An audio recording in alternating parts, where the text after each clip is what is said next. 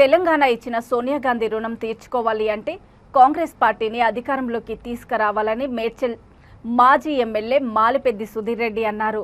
Peerzadiguda municipal కార్పొరేషన్లో Medchal legal cell chairman Prabhakar Reddy నేతృత్వంలో Congress party అధ్యక్షుడు తుంగతుర్తి రవి ఆధ్వర్యంలో బీఆర్ఎస్ పార్టీ సీనియర్ నాయకులు దర్గా సుధాకర్ రెడ్డి, మణిరామ్ నాయక్, షేరి సవితారెడ్డి బృందం సుమారు 100 మంది కాంగ్రెస్ కండువా కప్పి సుధీర్ రెడ్డి పార్టీలోకి ఆహ్వానించారు. ఈ సందర్భంగా సుధీర్ రెడ్డి మాట్లాడుతూ దేశానికి, రాష్ట్రానికి కాంగ్రెస్ పార్టీ చేసిన మేలును గుర్తించి మరోసారి అధికారంలోకి తీసుకురావాలన్నారు.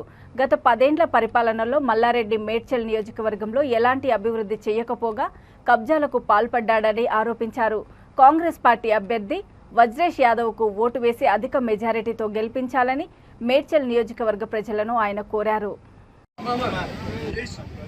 అతిథులు సుధీర్ అన్న గారికి, అలాగే ఈ కార్యక్రమానికి వచ్చిన అజయ్ యాదవ్ గారికి, అలాగే మా కమిటీ సభ్యులందరూ కూడా, ప్రతి ఒక్కరు కూడా పేరు పేరు ధన్యవాదాలు. ఈరోజు ఏదైతే జాయిన్ అయ్యారో ప్రతి ఒక్కరికి కూడా మా హృదయపూర్వక నమస్కారాలు, ధన్యవాదాలు, శుభాకాంక్షలు. ఇప్పటి నుంచి ప్రతి ఒక్కరం కూడా సుధీర్ అన్న నాయకత్వంలో ఆయన సూచించినట్లు మనం పనిచేసి జంగన్న గారిని గెలిపించడానికి ఆర్గనైజేషన్లు ఈ 15 రోజులు కష్టపడి మనము మేడ్చల్ గడ్డ మీద కాంగ్రెస్ పార్టీ జెండా ఎగిరేస్తా ఉన్నాను. అలాగే ఈ కార్యక్రమంలో పాల్గొన్న ప్రతి ఒక్కరికి కూడా పేరు పేరున ధన్యవాదాలు తెలుపుకుంటూ ధన్యవాదాలు. ఈరోజు కాంగ్రెస్ పార్టీని చూసి తెలంగాణ ఇచ్చిన తల్లిని సోనియా గాంధీకి మద్దతు ఇవ్వాలని ప్రతి గ్రామంలో, ప్రతి పట్టణంలో, ప్రతి మున్సిపాలిటీలో, ప్రతి కార్పొరేషన్లో పెద్ద ఎత్తున టీఆర్ఎస్ పార్టీకి వివిధ పార్టీలకు రాజీనామా చేసి కాంగ్రెస్ పార్టీలో చేరుతున్నందుకు చేరినటువంటి సుధాకర్ రెడ్డి గారికి, వారి బృందానికి, మణిరామ్ నాయక్ వారి బృందానికి స్వాగతం పలుకుతూ, ఇదే విధంగా మరి కాంగ్రెస్ పార్టీని గెలిపించడానికి చాలా మంది స్నేహితులు వస్తూ ఉన్నారు. వారందరికీ కూడా స్వాగతం పలుకుతా ఉన్నాం.